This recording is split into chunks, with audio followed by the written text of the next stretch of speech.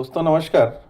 आइए हम अपनी जानकारी थोड़ा सा केट सेंट्रल एडमिनिस्ट्रेटिव ट्रिब्यूनल नाम तो हमने सुना होगा। आइए इस पर थोड़ी सी अपनी जानकारी बढ़ाते हैं। ठीक है, केट क्या है, इसको मैंने क्या किया है, थोड़ा सा एक चेंजेस किया है कि क्वेश्चन आंसर फॉर्मेट में मैंने ये वाला पीपीटी बनाया है ताकि थोड़ा सा और समझने में आसानी हो हमको। तो प्रश्न में पूछा है कि केंद्रीय प्रशासनिक न्यायाधिकरण यानी केट क्या है, what is central administrative tribunal. तो केट एक प्रकार की न्यायाधिकरण व्यवस्था है जो केंद्र सरकारियों के सेवा संबंधी समस्याओं को हल करने के लिए काम करती है। इसकी स्थापना कब हुई है, तो केट की स्थापना 1985 में संविधान के अनुच्छेद 323 ए के तहत हुई है ताकि सरकारी कर्मचारियों के सेवा विवाद का शीघ्र निपटारा हो सके।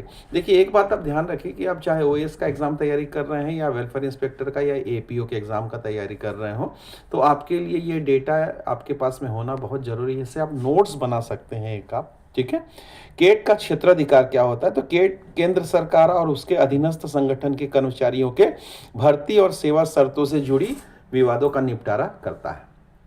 केट के अध्यक्ष और सदस्यों की आवश्यक योग्यता है, तो इसके जो अध्यक्ष होते हैं उच्च न्यायालय के पूर्व या वर्तमान न्यायाधीश होते हैं। प्रशासनिक सदस्य सचिव या अतिरिक्त सचिव स्तर के अधिकारी होते हैं और न्यायिक सदस्य भी उच्च न्यायालय के न्यायाधीश या समकक्ष ही होते हैं। ठीक है, केट की बेंचेस कहाँ कहाँ पे होती है, तो केट की बेंचेस भारत में कहाँ कहाँ होती है, तो 17 इसकी मुख्य बेंचेस हैं, 33 इसकी डिवीजन बेंचेस हैं, यानी ये भारत के विभिन्न जगह में अलग अलग लोकेशंस में रहते हैं। ठीक है, और कैसे आवेदन कर सकते हैं, तो इसमें हमको ये ध्यान रखेंगे कि इसमें 6 सेट हमको आवेदन पत्र बनवाना पड़ता है। 50 रुपये इसकी नॉमिनल फीस रहती है, एग्जाम में पूछा भी जाता है। ठीक है, केट में कौन कौन से मामले स्वीकार नहीं किए जाते हैं, तो केट में ये है कि ये अंतिम आदेश अभी आना पेंडिंग है किसी केसेस में, या किसी के अपील को अभी केस को 6 महीना नहीं हुआ है, तो उस स्थिति में नहीं आवेदन कर सकते हैं। अब यानी 6 महीने आपके केस को होने के बाद ही आवेदन आप कर सकते हैं। केट के फैसले का इम्पोर्टेंस की अगर हम बात करें तो केस के निर्णय को कानूनी रूप से बाध्य माना जाता है, हालांकि इसमें उच्च न्यायालय में अपील भी की जा सकती है। ठीक है, रेलवे कर्मचारियों के लिए विशेष प्रावधान यह है कि रेलवे कर्मचारी भी केट के अंतर्गत आते हैं और सेवा विवाद का निपटारा केट के माध्यम से किया जा सकता है। रेल कर्मचारी केट में शिकायत किस प्रकार की शिकायत कर सकते हैं, प्रमोशन से डिस्प्यूट, पेमेंट से रिलेटेड, डिसिप्लिनरी इश्यू जैसे रिमूवल फ्रॉम सर्विस कर दिया या डिसमिसल फ्रॉम सर्विस कर दिया, इस प्रकार के कंडीशंस में वो आवेदन कर सकते हैं। ठीक है, आवेदन की फीस कितनी है, तो 50 रुपये, ये हमको ध्यान में रखना है, एग्जाम में पूछा भी जाता है। केट में सुनवाई कैसे होती है, तो बहुत सिंपल प्रोसीजर है, टेक्निकल रूल से ये मुक्त है। ठीक है, पक्षकार स्वयं उपस्थित हो सकता है। ठीक है, और इसमें त्वरित न्याय के लिए फास्ट ट्रैक कोर्ट जैसा इसका ट्रीटमेंट होता है। ठीक है, केट के निर्णय के खिलाफ हम क्या कर सकते हैं, तो केट के निर्णय के खिलाफ उच्च न्यायालय में अपील की जा सकती है। केट के तहत कौन कौन से कर्मचारी आते हैं, तो केंद्र सरकार के कर्मचारी, ऑब्वियसली उसमें रेल कर्मचारी आते हैं, और केंद्र शासित प्रदेश के कर्मचारी भी उसमें आते हैं। ठीक है, केट के गठन के बाद न्यायालय पर क्या प्रभाव पड़ता है, इससे ये हुआ है कि बहुत सारे केसेस जो कोर्ट में, डिस्ट्रिक्ट कोर्ट या हाई कोर्ट, सुप्रीम कोर्ट चले जाते थे, अब उसके भार में कमी हुई है। ठीक है, और त्वरित निपटारा भी हो रहा है। केट के अध्यक्ष कौन रहते हैं, तो वर्तमान में उनके अध्यक्ष हैं ऑनरेबल जस्टिस रंजित वसंतराव मोरे, अभी करंट में उसके चेयरमैन हैं।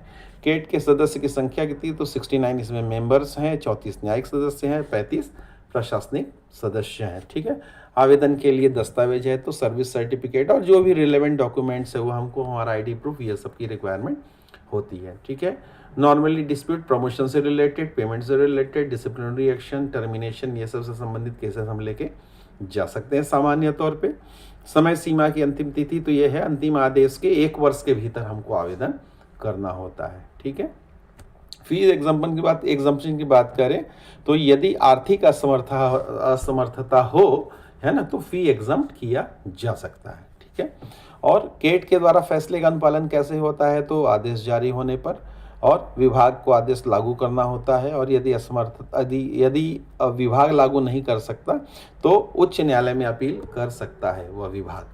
ठीक है, दस्तावेज कर्मचारी के लिए केस कैसे तैयार करेगा, तो दस्तावेज एकत्रित करना है, समय सीमा का ध्यान रखना है और लीगल एडवाइस लेना है इसमें। ठीक है, कुछ इसमें एग्जाम्पल्स भी दिया गया है ना।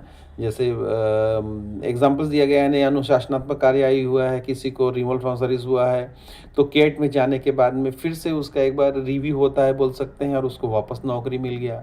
पदोन्नति में है तो पदोन्नति नहीं मिल रहा था, लेकिन केट जाने के बाद पदोन्नति मिल गया। वेतन में विसंगति थी, केट में सामने वाले ने अप्लाई किया तो उसको सुधार हो गया उसमें, उसको, यानी इस प्रकार से सफलता के एग्जाम्पल दिया। कुछ गलत फहमियाँ भी है, उसको भी हमें जानना चाहिए कि केट केवल न्यायालय की तरह होता है, यानी बहुत लंबा ड्रैग होगा ऐसा ना माने। केट में थोड़ा सा फास्ट वर्क होता है, न्यायालय में थोड़ा सा एक जनरल परसेप्शन रहता है कि वो लेट होगा। केट में बहुत ज़्यादा डिले नहीं होता है। आवेदन प्रक्रिया जटिल है? बिल्कुल नहीं, उसकी प्रक्रिया सरल होती है। फीस बहुत ज़्यादा है? फीस बहुत कम है, नॉमिनल 50 रुपये मात्र होता है। इस कारण केट के बारे में गलतफहमी छोड़ दें कि हमें बहुत लेट लगेगा, कॉम्प्लिकेटेड प्रोसीजर होगा, फीस बहुत ज़्यादा होगा। ये तीनों चीज़ें गलतफहमी है, इसको हमको दूर करना चाहिए। अपील का समय क्या होता है? केट के फैसलों के खिलाफ अपील का समय है 90 डेज। एग्जाम के हिसाब से हम इसको याद जरूर रखें। रेल कर्मचारियों के लिए सहायता, कानूनी सहायता केंद्र, कर्मचारी संघ, सरकारी वेबसाइट, बहुत सारी चीज़ें अवेलेबल है जो हमें केट के लिए सहायता प्रदान कर सकती है अप्लाई करने के लिए। वहाँ से केट के नियम, वही रोजगार से संबंधित जो भी सर्विस रूल्स हैं, डिसिप्लिनरी रूल्स हैं, अपील प्रोसीजर है, इस पर ध्यान रखा जाना चाहिए। ठीक है, केट के लिए हम चाहें तो ऑनलाइन भी आवेदन कर सकते हैं। ठीक है बाकी ये सामान्य शर्त है जो हमने भी डिस्कस कर लिया है। आवेदन कैसे शुरू करना है, फीस का विवरण, सुनवाई और अपील के ये 4 विकल्प रहते हैं यहाँ पे। ठीक है, केट में केस किस भाषा में फाइल कर सकते हैं? तो राष्ट्रभाषा में कर सकते हैं या इंग्लिश में कर सकते हैं, दोनों भाषा में ही आवेदन स्वीकार्य है। कानूनी सलाह कैसे लें?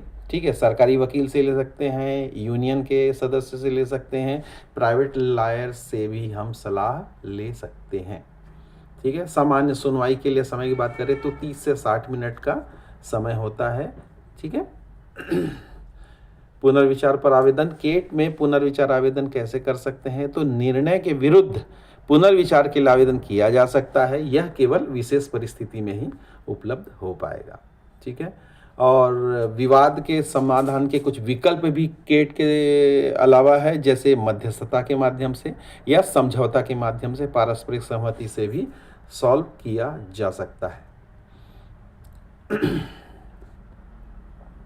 केस की तैयारी के लिए समय सीमा का पालन करना है, हमारे डॉक्यूमेंट ओके रहना चाहिए और उचित कानूनी सलाह मिले तो हम उस प्रकार से तैयारी कर सकते हैं। कुछ आवेदन के लिए ये बोला गया, आवेदन का विवरण है, विवाद का स्पष्ट वर्णन होना चाहिए, क्या राहत आपको चाहिए वो भी स्पष्ट होनी चाहिए, और जो रिलेवेंट डॉक्यूमेंट्स है वो आपके पास ज़रूर अवेलेबल होना चाहिए। ठीक है, निष्कर्ष यही है कि केट रेलवे कर्मचारियों के सेवा विवाद का त्वरित और प्रभावी समाधान करता है। यही सही जानकारी और तैयारी न्याय सुनिश्चित करता है। इस कारण हमें इसके ऊपर पूरा भरोसा होना चाहिए। ये सशक्तिकरण और न्याय और सुरक्षा के दृष्टिकोण से केट को बनाया गया है। आप अपने साथ हुए अनजस्टिस के लिए बिल्कुल केट जा सकते हैं आप। ठीक है, थैंक यू वेरी मच।